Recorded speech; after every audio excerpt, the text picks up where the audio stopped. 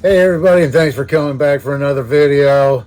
I finally got caught up enough to where I thought I'd take a break and make a quick video. This is one I've been thinking about doing for a long time. In past videos, I've shown you a few of my hatchets. One I take camping with me, my Boy Scout hatchet, that was my grandfather's, and the hatchet my grandfather made. And I want to show you one I made. I'm thinking it was like 6 or 7 years ago. I can't remember quite when.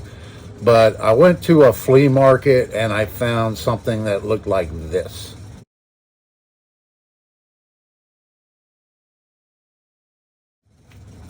And it was just an old rusty axe head. I didn't weigh it, but it was probably about 4.5 pounds. And I couldn't find a maker's mark. It was so badly pitted and rusty.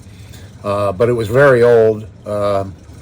The gentleman I bought it from didn't know too much history, and I didn't pay that much for it.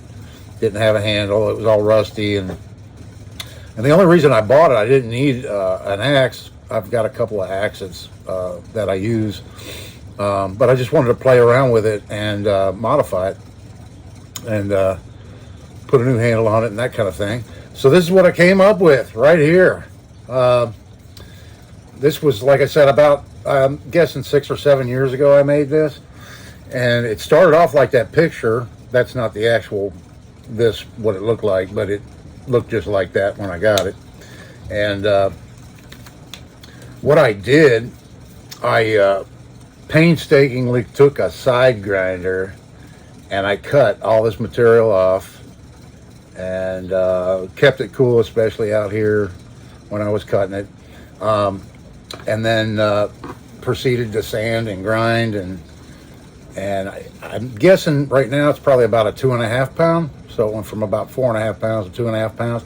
And the idea was kind of make something that was Swedish or Viking style, because I've never owned one, and I wanted to kind of play around and see if I could replicate something like that, and something that I could use for kindling, just here around the house for the fire pit.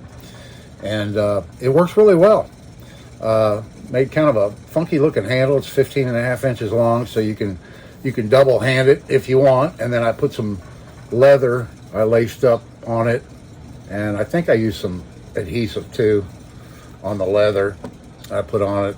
I probably could have made it a little bit longer for my hand, but that's probably just a piece of scrap I had laying around and decided to use on it.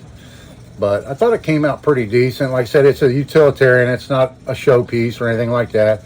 Still has some pits in it here and there and stuff like that. But I got a nice edge on it.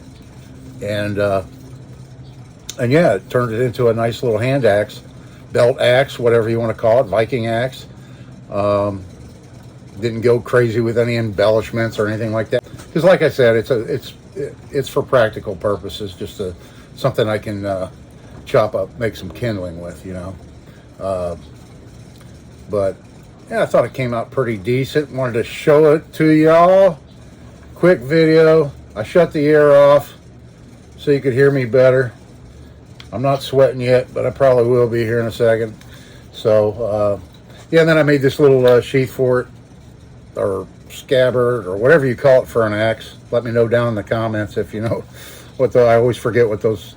I think there's a special name for a sheath for an axe, but I can never remember it. But yeah, I just riveted some leather together and put a snap on it and stuff to protect the edge.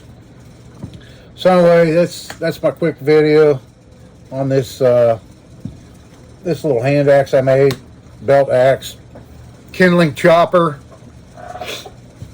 that I wanted to show y'all. I appreciate it this day. See you in the next one.